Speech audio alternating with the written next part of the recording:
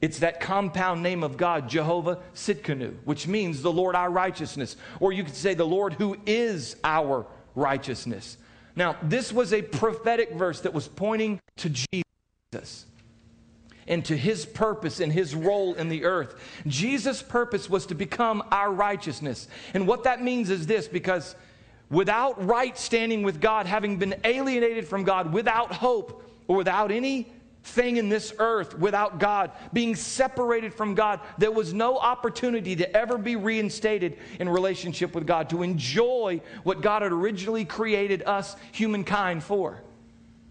But he says there's one who is coming who will be your righteousness. Now, this word righteousness literally means to stand in the presence of God sinless, as though sin had never occurred. Well, from the time of Adam and Eve until Jesus or God said this, everybody had sinned. There was nobody who was sinless. The Old Testament, filled with all of the rules and regulations and the Ten Commandments and everything that was used to show man that he would never measure up to God, that he was imperfect on his own. No one was sinless. But yet God's saying, hey, there's coming somebody who will be sinless. And here's what he's going to be for all humanity. He's going to be sinless for them. He's going to be right for them. He's going to do right for them. Now, for some of you might, well, what's the big deal with that? Hang on, we're getting there. God's answer to the problem of sin was Jesus. But let me take it further than that. God's answer to separation from his heart and what he loved was Jesus. Can I take it even further than that? God's answer to being separated from you, his answer was Jesus. He would become our righteousness. He would become our sinlessness. He would become our right standing with God. In Ephesians chapter 2, if you've got your Bible, look at verse 1. You guys doing all right? You hanging on? I know I'm throwing a lot out at you here, but it'll all come to a head here in a second. Ephesians chapter 2, verse 1. As for you, put your name there. I mean, that's you, man. If you ever want to know if the Bible talked about you, it does, right here. As for you, you were dead. Ooh, that was a party right there, isn't it? You were dead in your transgressions and sins. Now, he's talking about spiritually. You were dead in your transgressions and sins, in which you used to live when you followed the ways of this world and of the ruler of the kingdom of the air, the spirit who is now at work in those who are disobedient.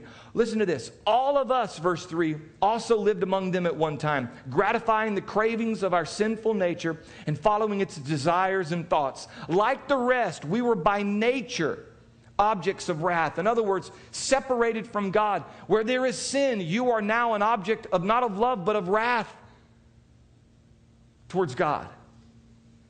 It says, but because of his great love for us, God, who is rich in mercy, he changed everything. He made us alive, talking about spiritually, with Christ, even when we were dead in transgressions.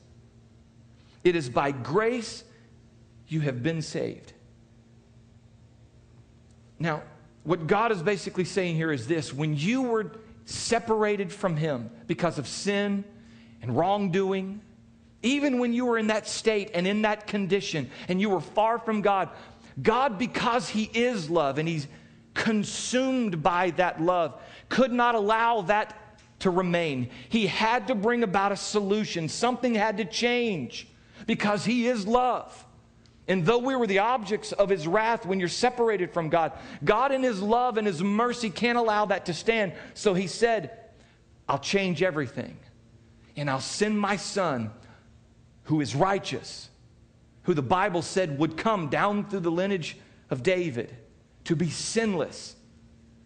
Not just for himself, not just to prove he could go without sin, but so that he could take the place of all who had sinned and meet the requirement for the penalty of sin, which was to be sinless on behalf of all those who were sin, because their sin meant they would never be sinless and they could never measure up, meaning they would for always and all eternity be separated from God. And knowing that that would never change, someone had to be sinless. Well, God said, I'll send my son to be sinless. so that I can make them alive and connect them back to myself through him. See, Jesus became what we never would become. If you've got your Bible, 2 Corinthians chapter 5, keep going back to the left. 2 Corinthians chapter 5, verse 21. 2 Corinthians 5, verse 21 says this: God made him, talking about Jesus, who had no sin, to be sin for us. Now, the way that happened was when Jesus came, lived his entire life up to 30-something years old, and began his ministry, and then began to step out into the role and the purpose for which he came, and was arrested, taken away, put on trial, accused of things he didn't do, carried to a cross, hung on a cross, mocked, ridiculed, shamed, even told, listen, if you truly are the Son of God, command angels to come down and take you off of there. Then we'll all believe in you. Well, his purpose was not to come so that everybody would believe that he was God. His purpose was to come so that he could give his life so that everyone could believe that he was God and have relationship with God. It wasn't to come prove something. It was to come be something for everybody who would never be what they couldn't be. Did that make sense? It said God made him sin. When he hung on that cross, God said, I will take now what is on all of humanity and I'll put it on him. And in doing that, he had to turn his face, had to turn his back on his own son. Because remember, just like in Eden, when they disobeyed God, when they sinned, they were dispelled, they were pushed away, they were separated from God, because that's what sin does. And it happened there on the cross for all of us. Then Jesus said one of the most amazing things that you should hang on to for the rest of your life. It is finished. What he meant by that wasn't, I'm going to die. That's not what it meant. What it meant was this, that the condition of sin, the penalty of sin, the separation of all humanity from God had now been changed. It was over. By taking on the sin of humanity in one act there on the cross, everything changed. No longer did man have to keep a bunch of rules and regulations and all of the things that would prove to them that they could never measure up. They no longer had to abide by all of these commandments, although the commandments are good. I don't hate the commandments. The commandments point us to our need for someone who is sinless. They just point out to us that we sin. That's right. But it will never bring you to the place of measuring up to God's standard of justice for sin. Jesus said, it's finished. It's done. I did it for you. He was made to be sin for us, so that in him, in relationship with him, that you alone control the choice to have. In him we might become. Do you hear that? Amen. Before we saw we're all like those who are doing things that are meaningless. We're all like those who've been cast aside. But now it says we're becoming something else. We have become, that we might become the righteousness of God.